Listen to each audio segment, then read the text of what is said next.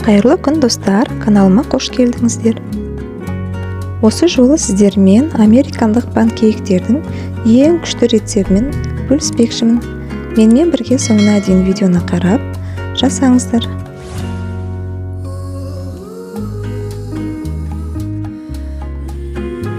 Ал қажетті заттар тізіміне келер болсақ, кез келген ханымның ас үйінен табылатын заттардан жасалады.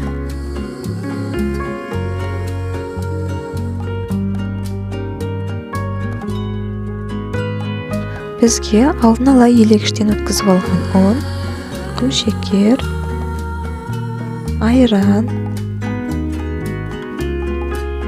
сұйық май, 2 жұмыртқа және де қопсытқыш, сода және ванилин керек болады. Ең алдымен айранымызға соданы қосып, араластырып шетке қойып қоямыз. Сол аралықта екеуі реакцияға түсіп, біздің массамызға дайын болып тұрады. Ал осындай үлкендеу ыдысқа жұмыртқаларымызды жарамыз, сонан соң шекерді қосып, екеуін жақсылап бір араластырып аламыз.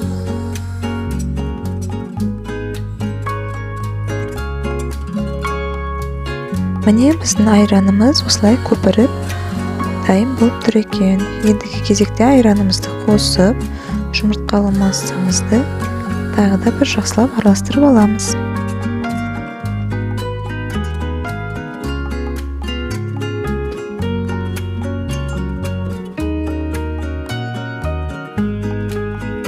Сұйық майымызды да қосып араластырып аламыз.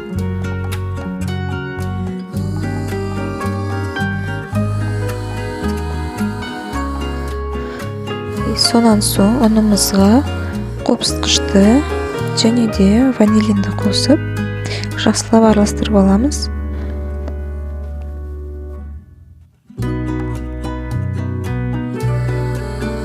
Енді осы құрғақ ингредиенттерімізді жұмыртқалы массамызға шетінен 2-3 бөліп саламыз. Сонда біздің жаңа қамырымыз біркелкі жақсы араласады. Жалпы осы панкейкті жастар білгенімен үлкен кісілер білмеуі мүмкін. Панкейк сөзі негізінен ағылшын тілінен аударғанда пан сковорода, кейк ол пирожный, яғни пирожный на сковороде деп аударылады екен.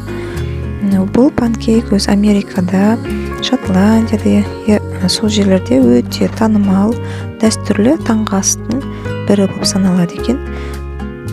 Және де кәдімгі блинчиктермен қарағанда панкейктер сәл қалыңдау болып келеді. Қалыңдығы бір 5 мм-дей. Қазір видеода піскенде өздеріңіз көресіздер. Табаға ешқандай май құймаймыз.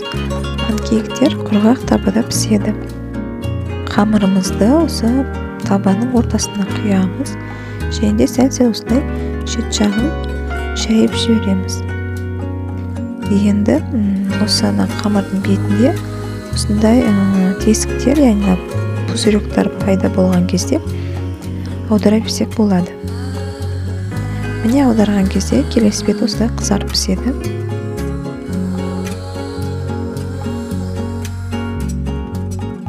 Панкейктер баяу отта піседі.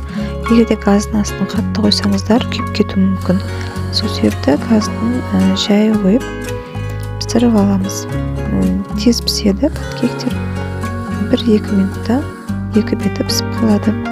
Міне келесі панкейкті құйып жатырмыз. Осылай көрсеткенімдей ортасына қамырды құйып, қасықтың көмегімен шет жағын жаямыз.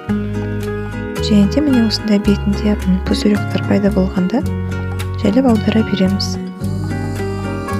Астын осылай лопатканың көмегімен аударған кезде ыңғайлы болады.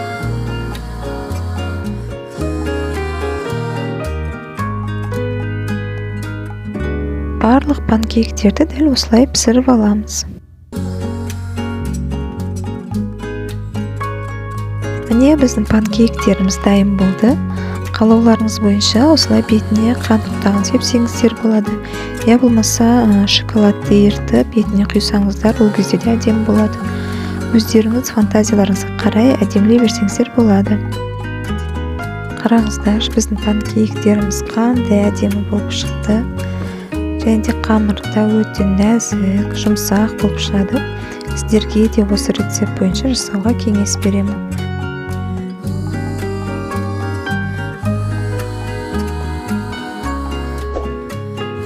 Достар, егер сіздерге видео ұнаса, лайк басып, каналыма тіркелуді ұмытпаңыздар. Ендеше келесіде кездескенше сау болыңыздар.